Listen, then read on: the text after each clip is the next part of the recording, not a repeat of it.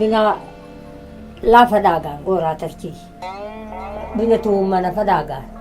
Baasicho nabal. Waraba. Nyaku takaya. Ako ang bobahaya. Hi khapti. Hidi. Hidi. Why. Why baba ya bumi dakdi. Qararti maanti jo qortalayni. Qortala bile. Wixii kijir majira. U rendili mi jagale. Gayara dilagote. Itok gayara khamasiche bile da khamfiti.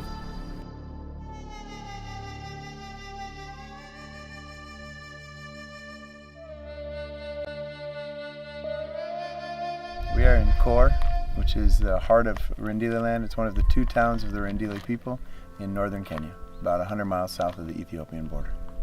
This is a camel herding nomadic tribe that's been living a traditional lifestyle for thousands of years.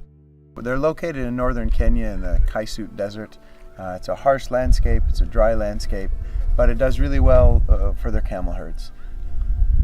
The environment here has been severely ruined over the last few decades, really due to 2 causes. One is a larger and more general cause of global warming, and the second is from the people's shift in ways to a less nomadic culture, to a somewhat sedentary culture. I grew up in this village, and when I was a kid in Korr, we used to go about half a kilometer from the main town. And in the main town, we could not go far because we had so many trees and we were afraid of the wildlife. You don't see the wildlife anymore, and the trees are no longer there. And the area that looked so forested and had trees no longer has those trees. The women will go a short distance to get these firewoods. And now they have to go, some will have to go 15 kilometers, 20 kilometers to get this firewood.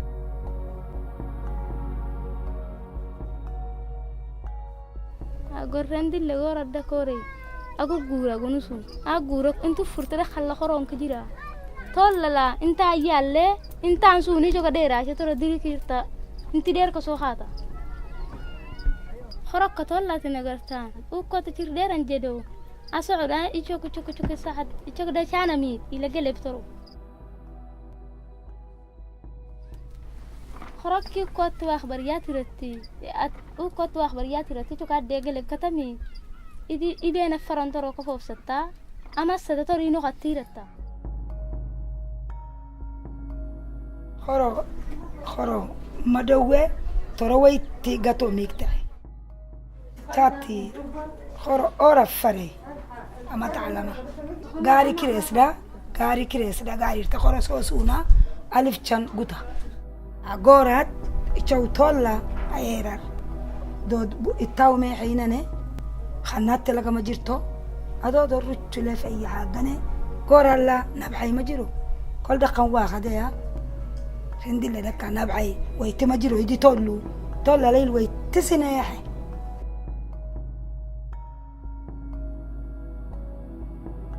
One of the solutions we hope for this situation to help bring back the environment is biogas.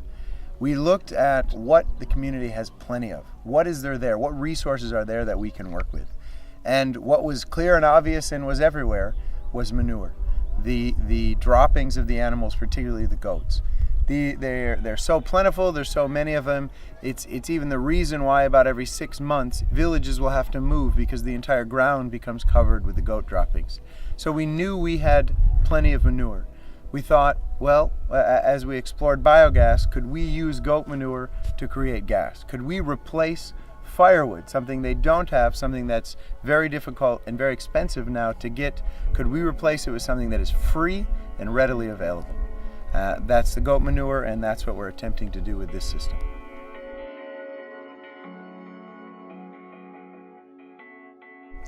Biogas is a gas. It's a cooking gas.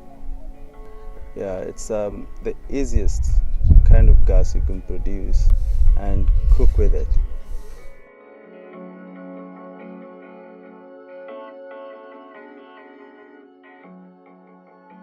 The current model, as you see back here, we've put in Korr, is a BG5 flexible biogas system. What the community need to do is to get 1 bucket of goat manure and a bucket of water, the mixture, and putting in the system. They'll probably get around 2,000 liters of gas a day. To get biogas, you can take the inputs which are readily available, the kitchen waste and the animal manure. You can get the biogas, which is in the form of methane gas, and the bioslurry, which is organic fertilizer. So you get both fuel and fertilizer at the same time. So we've started with one system to see how well that goes, how the community adopts to it. And hopefully the goal is that once they see it working, we're going to see the community coming to us and really getting behind this idea. And that's what's going to help us grow it and bring it out into the villages in a larger area that will really help make a difference in transforming the environment. So in looking at the long-term effect, is more and more trees will regenerate. It won't take a short while, but it's a long-term effect. So it might generally in the next 10 years, we might get back the forest that used to be around here.